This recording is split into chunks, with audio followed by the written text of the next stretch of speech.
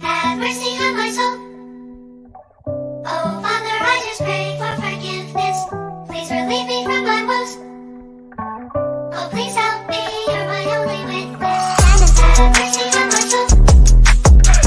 Oh, Father, I just pray for forgiveness. Please relieve me from my woes. Oh, please help me, you're my only witness. Keep dreaming on. It's not what it seems. Keep dreaming on. Don't resist believe.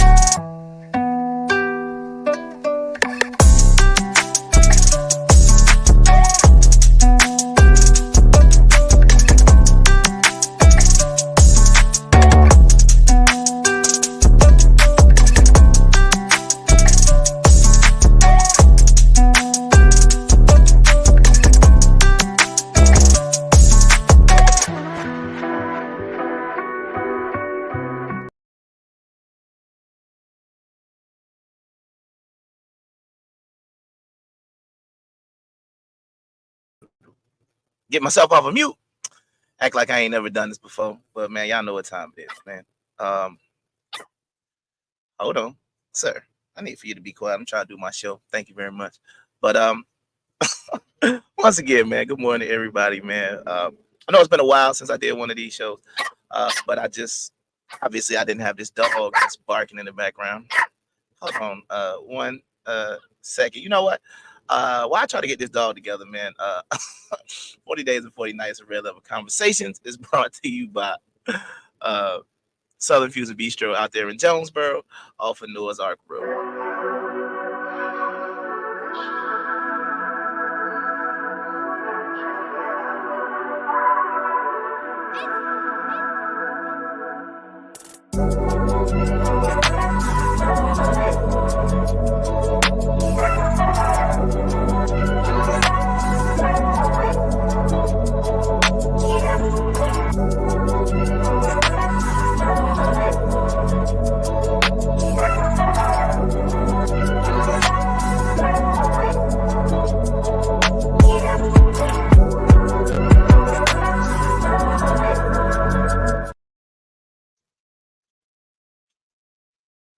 All right, we back. So hopefully he'll act right for this show I got planned for everybody this morning. But I wanted to have a little conversation a little different today because a lot of times I hear people when we have these type of conversations, a lot of different things get brought into play. Like the concept of, like, first of all, let's just think about the concept of God that we understand, the concept of God that we know, the biblical concept of God. Then you also can look at just a secular view of God or a world view of God. And God, just that term God is just generic to begin with. But we know who it references when we use that term God, right? So I'm only using the, in quotation marks, generic term, just so that way people know what we're talking about. But I hear a lot of things, man. You know, I hear a lot of things. And if you watch some of the other shows and podcasts and things that I do, a lot of times God can be brought in as some sort of like as a form of convenience, right? And what I mean by convenience is, what aspect of our life do we control, right? If any, right? And where does personal accountability going to always come in when we start having these type of level of discussions? So let me go ahead and pull this up real quick, because like I said, the name of today's show is God is not a genie. Okay, I think a lot of times people will try to use God as this genie-like being that exists to grant wishes or to grant desires. Because I know in the Bible it says, basically like he'll give you the desires of your hearts and things like that, right? So what I'm saying is, while I understand what the book says, we also have to apply this in a logical way that we can progress and move forward, right? Meaning,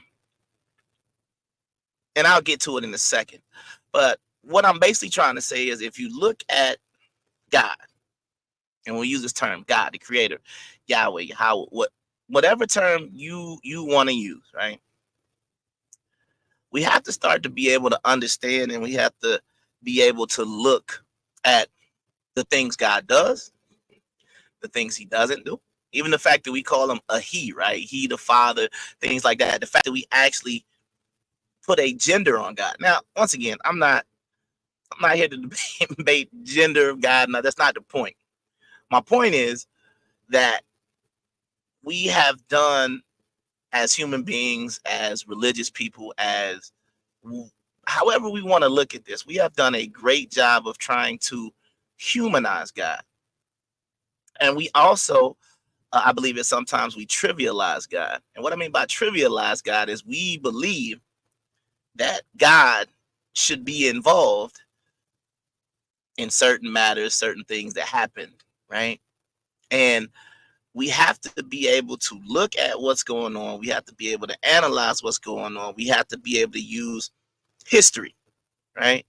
And what I mean by history, I'm not talking about going back to 2000. You got to go back to some of the early ones when I was getting into, different things about Israel and where the Israelites go. And these teachings that I'm doing now are more applications. If you want the building block materials, you can go back and watch some of the older ones. I'm going to go back to some of that stuff a little bit later, but for right now, I'm more or less about how can we, as believers, move forward in today's society, right? And then also understand I don't even like using the term limitations, right? But what I am going to say is, and I'll get to it, I call it omnipotence with discretion, right? But let me just go ahead and start getting into the lesson real quick. So the first thing we need to do is define omnipotence, right? And then I'm going to use biblical examples of what acts of God's are. And then I'm going to clear up the confusion of how God works. Okay. And that's in quotation marks, because when I say how God works, some people, people are going to want to argue about anything, especially when you're dealing with religion, right? So I'm not saying, and I'll get to that first, but let me just go ahead and be clear. I'm not saying God is not omnipotent. What I'm saying is omnipotence has limitations. Somebody be sitting there thinking to myself, wow, if he's all powerful, all meaning like everything in one, right? So if he's omnipotent, then how could it be a limitation on that? But what I mean by limitations is we have seen, let's just say, limited intervention, right? Like, for example, the Israelites were being attacked by the Philistines, right? This was during the reign of King Saul. And there was a warrior from the Philistines named Goliath, right? And Goliath was a giant, and he was challenging all the people to Israel to a one-on-one battle, basically saying, send out your best warrior, and whoever wins, we don't have to have a lot of bloodshed. All these, wait, no, I think I might be missing that with the beginning of Troy, but basically he was challenging. If y'all see the beginning of Troy, y'all know what I'm talking about, where the one guy comes out and he basically said, hey, look, we don't have to kill everybody. Send out your best warrior. I'll send out my best warrior. And whoever's warrior wins, basically that'll decide the battle. But yeah, I think that's Troy. I don't think that's biblical. But anyway, we know the story of David and Goliath, right? What we have to look at is when it came to what God was doing. Now, the question about it is you have to ask yourself, and you have to even be able to look biblically. In the case of David and Goliath, why didn't God just send a lightning bolt down from heaven and kill Goliath? You understand what I'm saying? Why did that story even have to happen? Because he's omnipotent, right? Which means he has the power to do it. But the question is, does he have the discretion to do it, or when does he intervene? because I think that's the part that a lot of people get confused. And sometimes I think you could be praying or you could be asking for certain things that I'm not going to say are outside of of of the capability being within that omnipotence, right? What I am saying is it's outside of the scope of what we have seen up until 2024. So we got all of human history up until 24 to say, okay, well, what has God done, right? So I just want to kind of just go through that and just get through this real quick. So once again, man, we come to my show, man. This is my church, right? We are talking about biblical things and that, but I'm not gonna hoop holler, and you don't have to say amen in the comments and none of that other type of stuff, because this is a learning process. This is a learning process about how to live, right? If you're not an atheist, then you believe in something. Some people say, I believe in God, or I believe in the universe, or you're a Muslim. Even I'm not going to go into Muslims believing in Allah. I'm not going into whether that's a different God. I'm not going into none of that either today. I might do a later lesson on that. But the bottom line is the goal of even outside the Bible should be daily self-improvement. So we should constantly be trying to learn, constantly trying to improve ourselves. But this show, the things I talk about on here, is about taking concepts that I feel like we have been giving incorrectly and putting them into a more applicable form so that you could use them in our modern times, right? Because a lot of the things that we have learned, a lot of things that we talk about, a lot of things that are taught in churches these days, I don't necessarily know how applicable they could be in this modern world that we're living in right now. Some of them, absolutely. But there are definitely some things that need to be updated. And I think our concept of who God is and what God does definitely needs to be updated. So let's keep going. So the first thing I want to talk about, this is going to be my opening scripture. This comes from Deuteronomy 32. So Deuteronomy 32 verse 37 says, and he shall say, we are their God. Where are their gods? Their rock in whom they trusted, which did eat the fat of their sacrifices and drank the wine of their drink offerings. Let them rise up and help you and be your protection. See now that I, even I, am he, and there is no God with me. I kill and I make alive. I wound and I heal. Neither is there any that can deliver out of my hand. All right. So we're seeing the concept of, even during the time when Deuteronomy was written, a person is saying, hey, you tell me about what your God does, because didn't your God eat up those sacrifices, right? So if that is the God that you pray to, let him come be your protection, right? So if you're thinking about the context of what this scripture is talking about, that's what it is. Hold on a second. I swear this. Okay, all right. Yeah, this having a puppy on the truck is the other show is at night, so I guess he kind of be asleep, but he is fully awake right now. But I'm gonna get through it. So basically, this is a concept that I'm trying to address, kind of like in Deuteronomy 32. So if this is the God you trust in, right, then the ones who you're offering sacrifice and doing things for, where is your God, right? So if you think about that, and you said, like, even in verse 39, he says, see now that I, even I, am he, and there is no God with me. I kill and I make alive. I wound and I heal. Neither is there any that can deliver out of my hand. So he's taking some sort of personal accountability about the things that he is able to do. So let's get into it. Omnipotence, right? So the Webster's Dictionary says omnipotence is an agency or force of unlimited power. All right. Now, what I want you to think about today is having the power versus using the power, right? It's kind of like a situation where, let's just say, you have $1,000 in your bank account, right? And somebody calls you and says, hey, can I borrow $100? Now, you have the ability to give them $100, right? Still leave you at 900.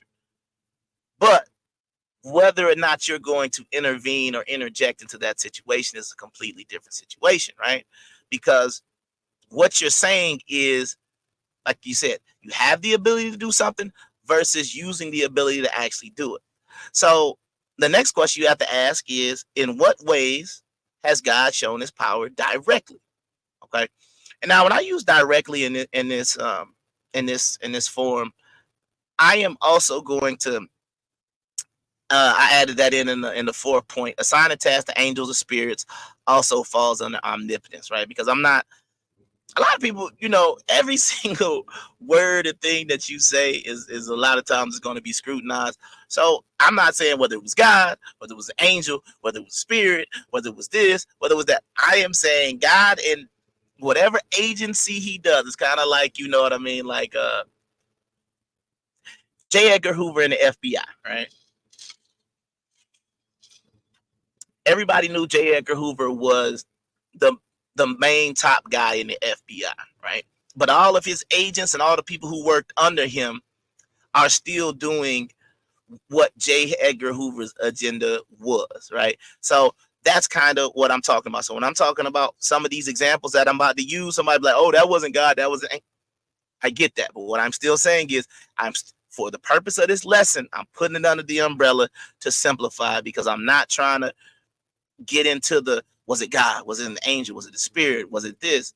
Because once again, it's about getting to the point of understanding how we can move forward um, in our lives and understand, like I said, what is God going to do? Okay. Easiest one to start off with is creation, right? So that's going to be Genesis 1 through 31. All right. And then it was 6 days of creation. And then on the seventh day, there was a rest. Like, even the concept of days, right? We have to ask ourselves, in this concept of what we know, was the was creation done in 6 24-hour days? The answer to the question should be, we don't know.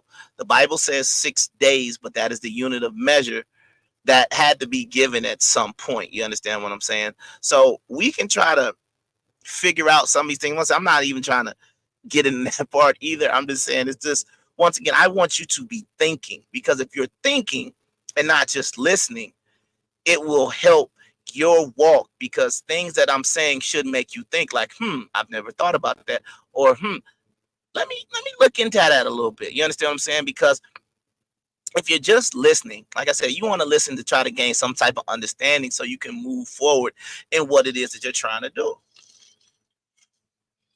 And it doesn't matter what aspect of life I could possibly be referring to, but having an understanding of what or who God is very important for anybody who calls himself a believer, because you could be praying and believing for something that um, we can just say human history shows that God's not going to do that, right? This is not going to happen. And I think sometimes it's not a tough pill to swallow, to understand um, that, right?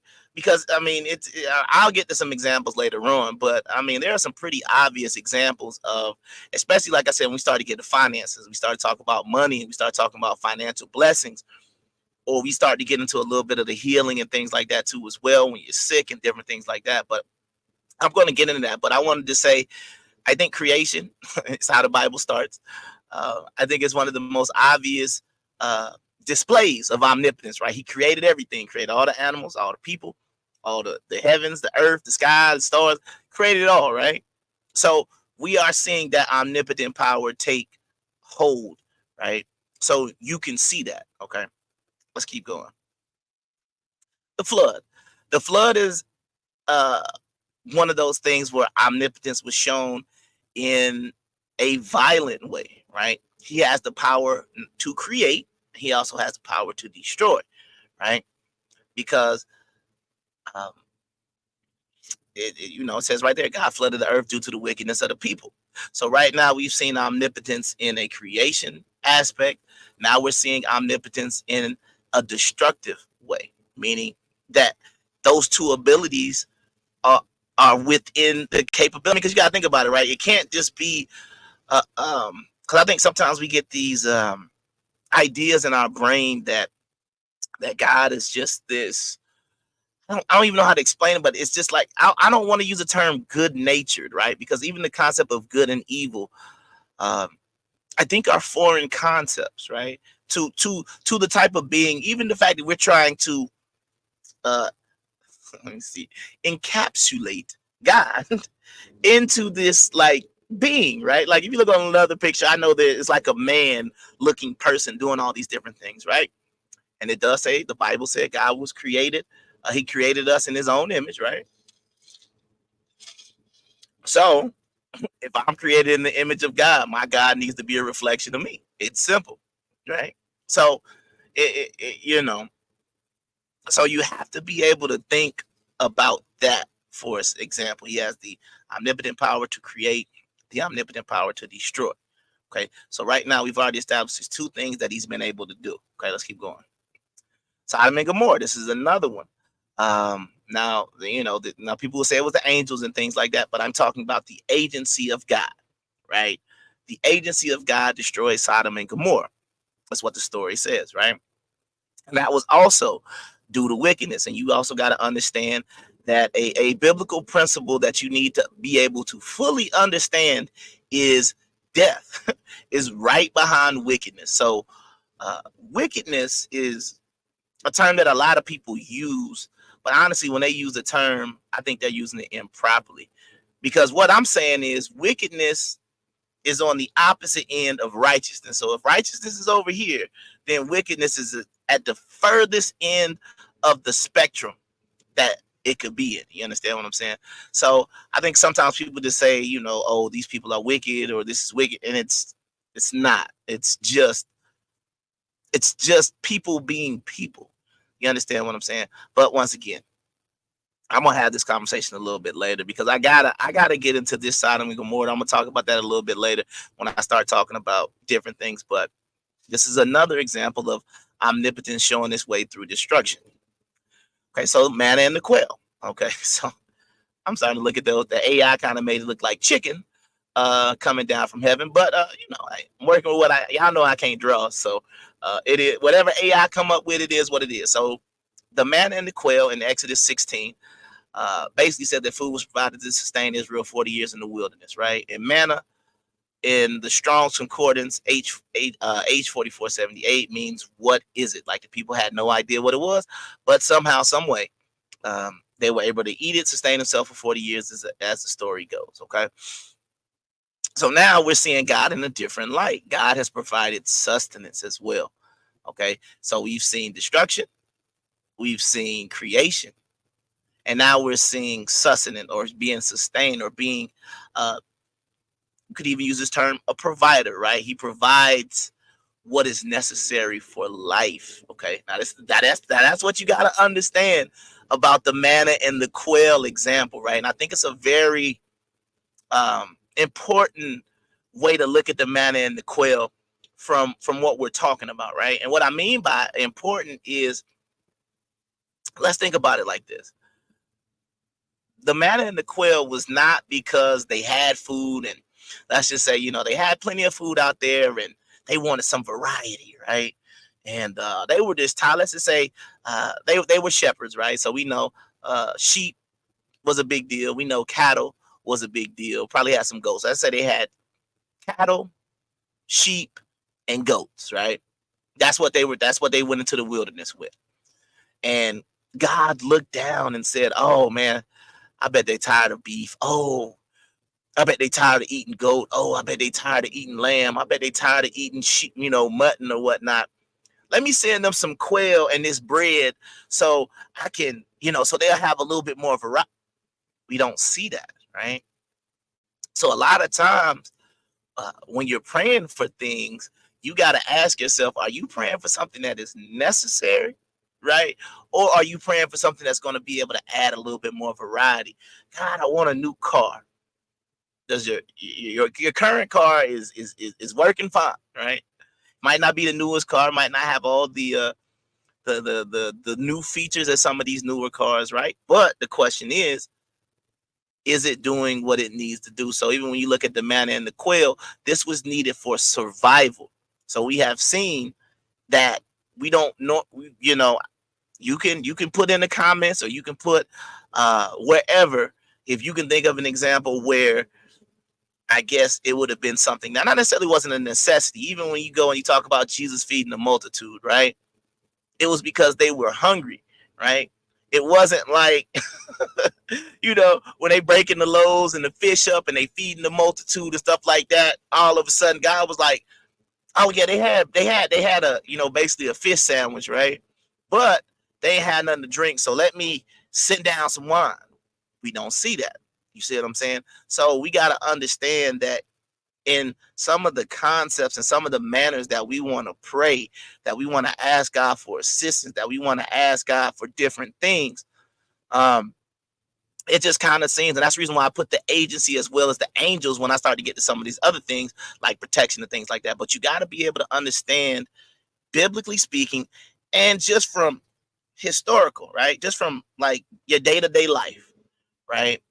When have you ever seen something like this happen? So I'm just saying from a biblical standpoint, like I said, destruction, creation, and now we've seen sustenance. So let's keep going. Hezekiah. All right. So Hezekiah, if you don't know the story of Hezekiah, he was one of the more righteous kings of Israel, and he was a king right before the I want to say, was it the Assyrian? I forget, but I know it was I think it was Shalmaneser and Sennacherib, and I think they're Assyrians. So that's when they were coming against the kingdom of Judah, right? So Hezekiah was very sick, and I believe that one of the prophets came to him and basically told him that he needs to prepare to die, and because his time was about, his life was about to end. And he prayed and he prayed and he prayed, and I believe it was Isaiah who came in and said, "Hey, God has heard your prayer. He's going to add 15 years to your life, and he's going to heal you." And this is the story where I think the sun goes back, instead of like, because like the sun is supposed to be like it's like a cycle, right? So the sun it rises in the east, sets in the west. I think that's right. So if it's rising in the east and setting in the west, then the sun's going to basically be on this type of pattern, right? And it's going to basically just loop itself like this. Okay. So in this story, the sun was going like this, and then it reversed itself 10 degrees or a certain amount. I don't remember exactly what the specifics were, but it was something like that happened. So here we have an example of God being a healer, right? And even God adding years to someone's life that was sick. Okay. Hezekiah still died, right? But he still had years added on to his life. So we've seen God can be a creator, destroyer, provider, and now we can see him as a healer. Let's keep going. So right here, God the genie. These are some of the things that people pray about, they pray for, and I believe these are what I consider genie-like things that you're praying for. Spouse, relationship. To me, this is the God the genie mode. We have so many cliches. I'm waiting on God to send me somebody. And I've said this before. Once again, the last time I checked, Adam was the last human being that was created out of nothing. So if you're praying that God sends you somebody, or you're praying that for a relationship, a husband, a wife, a girlfriend, or whatever it is that you want, right? I don't necessarily, I feel like this is God the genie mode, because you are asking God for another person to come to you because that is what you desire. So it kind of goes into some of the discussion that people want to talk about. Do we really have free will? Do we have the ability to make choices? I believe we do. I honestly believe we do, because if we didn't, then I'll put it to you like this. This is my thought on free will. If we don't have free will, then it honestly, I mean, it's a bad way to think, because if we don't have free will, then I have no accountability, because it's like you say, if my life can already be written, right? Everything that I'm going to do is already written in a book somewhere, right? It's already being like whatever, right? If my whole life is already planned out, from beginning to end. Every single decision, every single thing that I'm going to do is already set ahead of me, right? Then to me, it minimizes everything that happened in the Bible because it's about being a human and it's about making choices and it's about being accountable for the choices that you make, right? So if you remove free will, then we're basically just robots following the predestined path. So anything I do is not my fault because it's already predestined, right? So I think that's just something to talk about. Changes in behavior. And I know some people might disagree with me on this one, but it's fine to disagree. When I say changes in behavior, I wish my child would get out the street. I just pray that my wife would act right. I just pray that my boss would just stop getting on my nerve. I think that's God the genie. Okay. Because once again, we are asking God to intervene on people who can make their own decisions. So if you're asking for an outcome, your son, your daughter is out there, whatever is going on, and you are praying for a change in behavior. Some people say, oh no, I know God saved me from this and God saved me from that. And I'm not going to be the one to tell you that he didn't. What I'm telling you is that if you are praying and praying and praying for a change in behavior from somebody, because I mean, first of all, you gotta look at it like this. It's hard enough for you, and I understand what I'm about to say. It might you like, but it's God. It's hard enough for us as individuals to change our own personal behavior. So now we're saying in the supernaturally, behaviors are going to be changed, right? And that behavior involves a personal desire from a person that's not even the person that the behavior is coming from. Let me explain. A parent prays for a child for a change in behavior. What is the child's relationship with God, right? What is the child's, does the child even have any sort of belief, right? Like if your child is, I mean, and I understand that there's going to be a story out there that somebody can say, oh, well, no, God did this. And I'm going to say a change in behavior. Okay. That's, once again, we're in God, the genie mode, and that ain't happening. Okay. A sports outcome. Once again, every single game, somebody is praying that they team win and that the other team loses. So you can't ask God that, I want the Atlanta Hawks to win the national championship. I mean, to win the NBA championship this year. No, that is God, the genie mode, because you got a whole bunch of individuals that are going to try to come in the way of saying, but God can do it. He can. But all I'm saying is we haven't seen it happen yet. So you can say what you want to say, right? But what I'm telling you is if you are praying to God for a sports outcome, that is that's pretty bad. Because now you're also, in my opinion, trivializing God, because you're just basically saying like, hey, out of all the things that you could be doing, could you just make sure my sports team win? Like, just think about that. To me, that's a very selfish prayer. Like the next one, political outcomes. Political outcomes is the same thing as well. If you're praying for Joe Biden to win again, no. If you're praying for look like maybe Trump to be his opponent and him not to win or to win, no. You saw it back in 2020 when all the black church was with Joe Biden, right? And the white evangelical Christians were with Donald Trump for the most part, right? And Biden won. So everybody who prayed, and you can say, well, the desire of your heart was what? Donald Trump to win, right? So if you wanted Trump to win, did God not hear your prayer? Did he ignore you? Did he not give you the desire of your heart, right? Same thing about it if, how some of the people felt back in 2016 and probably voted for Joe Biden. When Trump was in office, did God not answer your prayer when you was like, oh, please, God, not him, anybody but him. Please don't let him win. Now you put God in that genie mode because you're praying to God about an outcome that we directly affect. All right. The next one, money directly. Last time I checked, there is no heavenly bank account.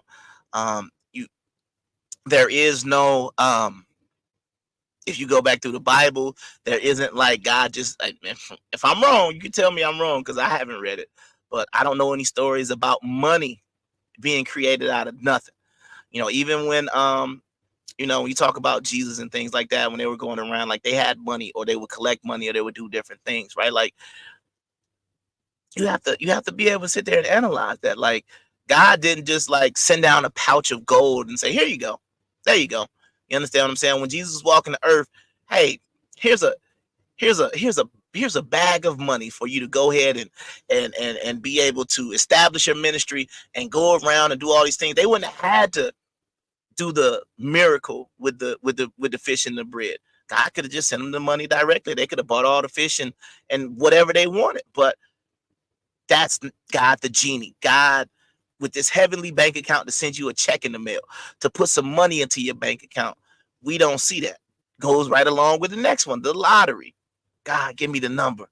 Okay, it was $1 billion a couple of weeks ago. Okay, God, I know I've been living right, and you said in your word that if whatever I ask, you will give me the desires of my heart, and I've been living righteously. I've been doing right, God. So I'm gonna get this quick pick, and I want this $1 billion.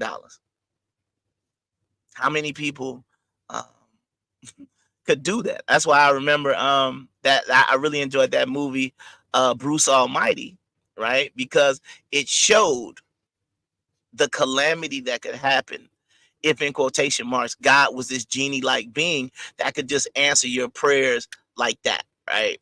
Everybody wins the lottery. So, 1 million people prayed to win the lottery and they win like 50 cents or something like that. You see what I'm saying? So it's like you're super excited that you won, but since everybody else prayed and everybody who was righteous got their prayer answered, then yeah, you know what I mean? You ended up with like $20. Congratulations.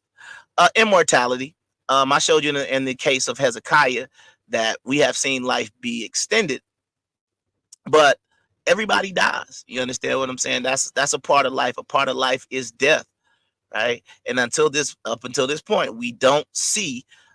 Even Adam, I believe we were designed in the Garden of Eden to be immortal, right? Because we could eat from the tree of the tree of life, right? But um, praying to live forever, no. Weather, okay. I think this is another one that we could say that we haven't really seen, okay. As far as, and when I say God the genie, meaning like uh, it's raining right now. God, please let the sun come out. Stuff like that. You know what I mean? Because maybe you're getting married, or maybe you got some type of sports game or something going on, or maybe you have a date. It don't even matter. You want to be outside and the weather is bad.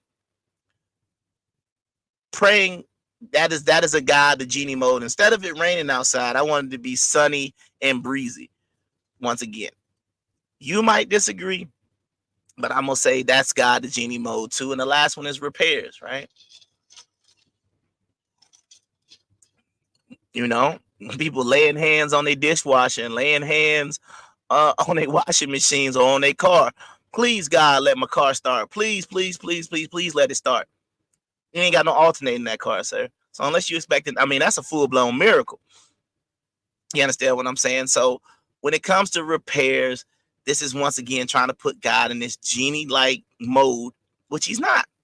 So we just need to be more conscious and aware of, like I said, not what God can do, but what all the evidence that we have leading up this point shows that he will do. And this next slide explains that. So God the Father, right? Number one, protection. I do believe this is a great prayer for anybody, to pray for protection. Excuse me. I'm out here on the road a lot and stuff like that, and I'm driving, and I think about every morning when I wake up, every morning when I'm driving around, I see wrecks. I see people dead. Well, I don't see people dead. Let me rephrase that. I see accidents that I know ended in fatalities. Let's just put it like that, right? And I think about how much I take for granted the protection that I have while I'm out here, because I talk about doing a podcast next Friday. I talk about doing this show.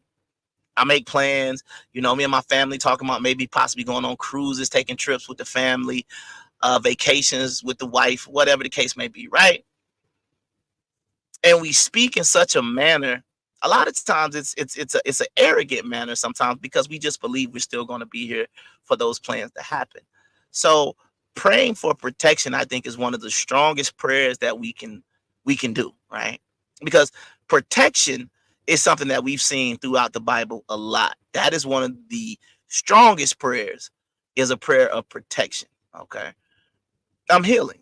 We saw that again with Hezekiah being healed. We've seen healing be a a definite way that we've seen God move in healing, right?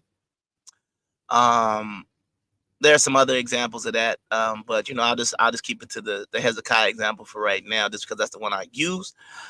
Blessing the work of the hand slash prosperity. Now, the reason why I put prosperity, blessing the work of the hands, is because that is different than just getting straight money placed into your hand. Okay. We saw that with Jacob, right? We saw that with Jacob when he worked for Laban for 7 years the first time, right? And it said God blessed the hands. He had all the different cattle, right? And he's prospering. He's making Laban a rich person. Hold on one second. Sir, you stop.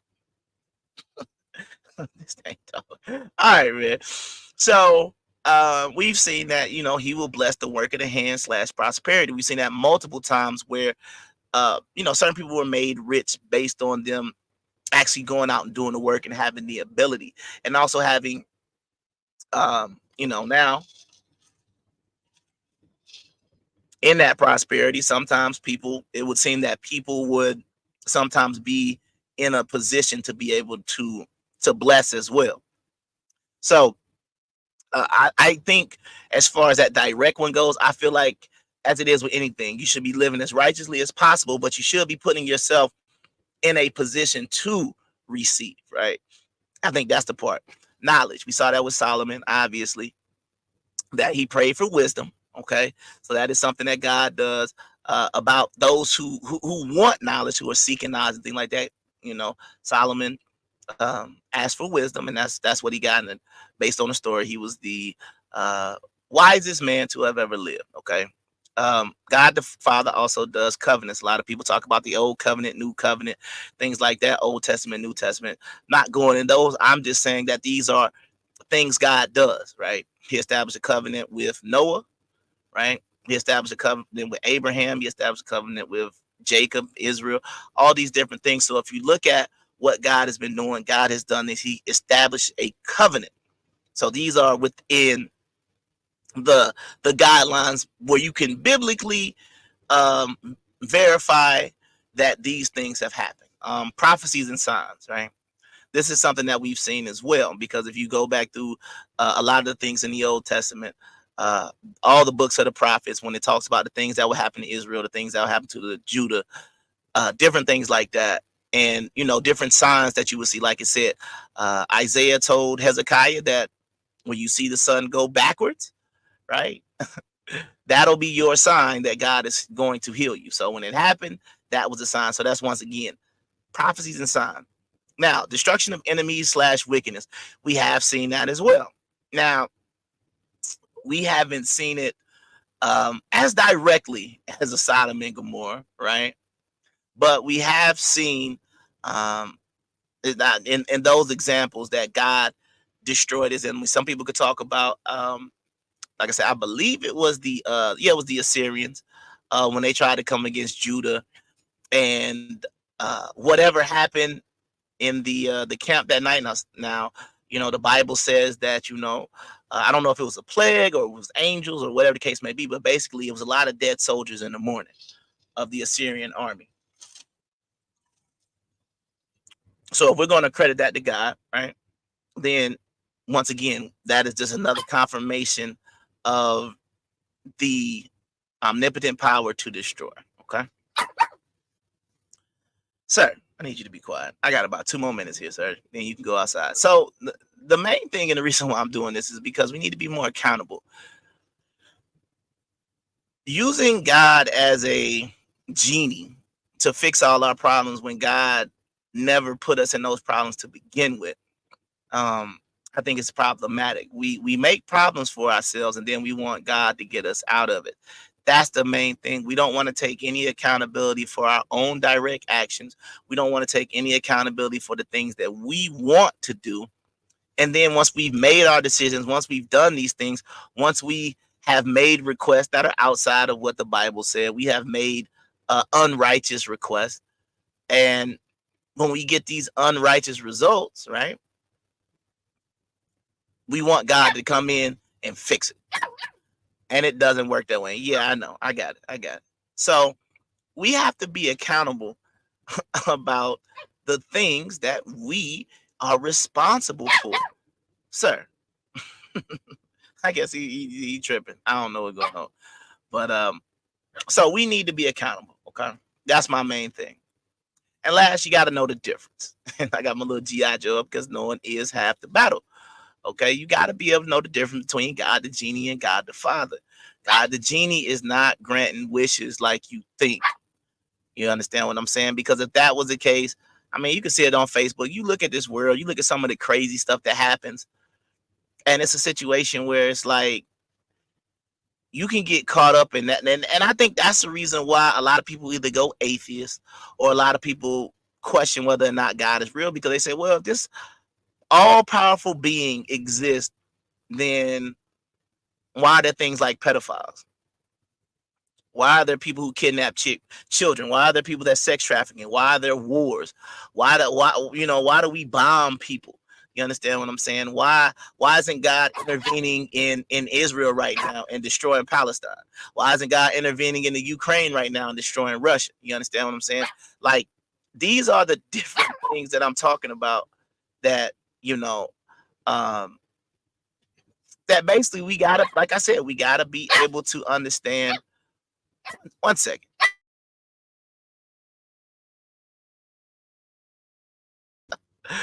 All right. So we gotta be able to, like I said, understand the difference. So when you pray about something, when you're praying for whatever it is you could be praying for, you have to ask yourself, is this within the scope of what omnipotence has been shown to be able to provide? Because if it's not within the scope, you could be praying and waiting for something for a minute. You understand what I'm saying? And if you're doing that, he keeps throwing me out because he keeps barking. But if you're doing that, then you could be waiting a very long time, if forever, for whatever it is you could be waiting on. Like I said, if you're waiting on a spouse and you saying, I'm gonna wait on God, I'm like, nope. I would never wait on God for no spouse, ever. You can tell you why?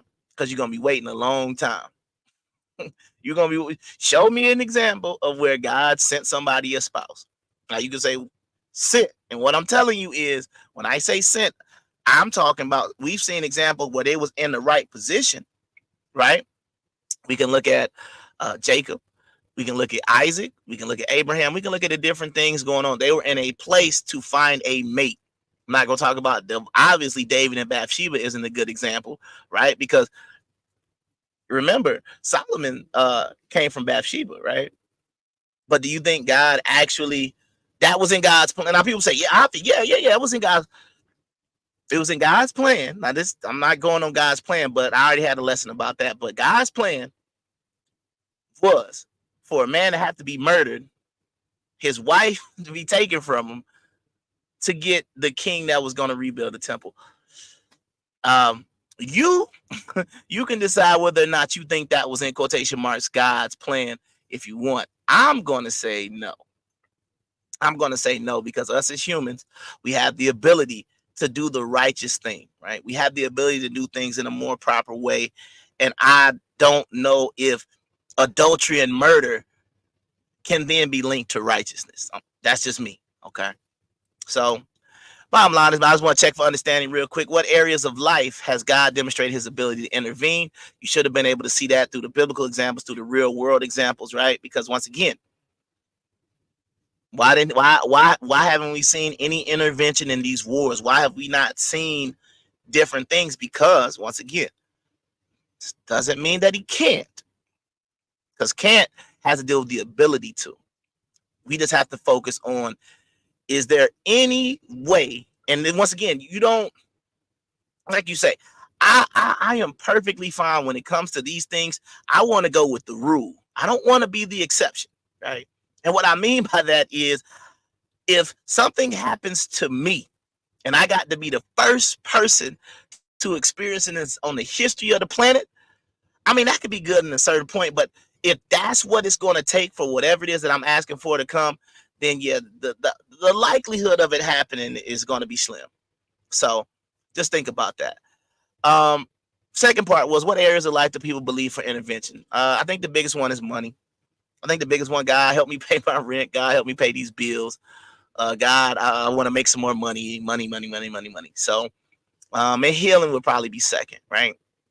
So these are two of the ones. But then when you look at the healing, right, you got to ask yourself, because I understand disease and things like this happen, but certain things are avoidable, right? If you know, somebody has a heart attack or something like that, what are you gonna ask?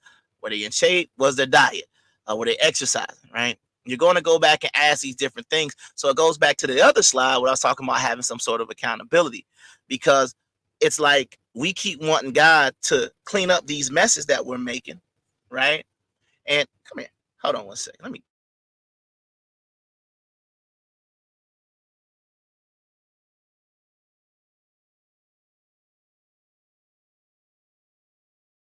All right.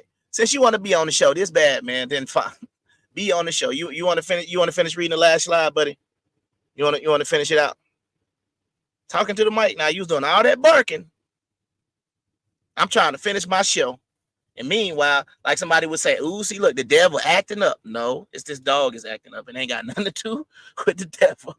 This dog is acting up on his own, whatever you want to call it. But last thing I just want to say is, how can we be more accountable in our daily lives?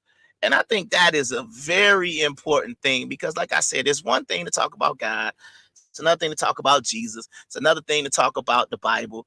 But the bottom line is, we are a bunch of humans. We are a bunch of people every day that make decisions. And these decisions that we make will have a positive, a negative, or sometimes even a neutral outcome. Okay. So we have to understand, because that's the other question you got to ask yourself. What is the source of this decision making? What is the source of some of these things that is going on? So if you don't understand that part, then that's going to make it problematic. Okay. So that's basically what I wanted to come to you guys and talk to you about. I know I hadn't done one of these shows in a while. I had this, I had been doing some other things, trying to get some other things off. But, honestly, like I said, this is not church for me.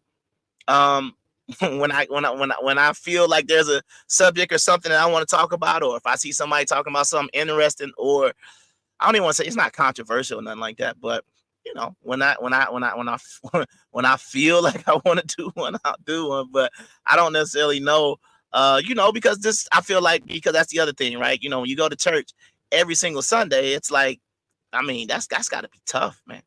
Having something to talk about every single week. But that's the reason why I told you I ain't nobody's pastor. I'm just here to try to bring the Bible to you in a very simple format. So, yeah, that's all I got, man. Y'all know what's going on, man. If you haven't already, make sure you subscribe to the channel. All the platforms that we got coming out right now. We got some different things coming up. I'm getting back into my skits and stuff like that, because, like I said, I only got about 4 more weeks out here on the truck.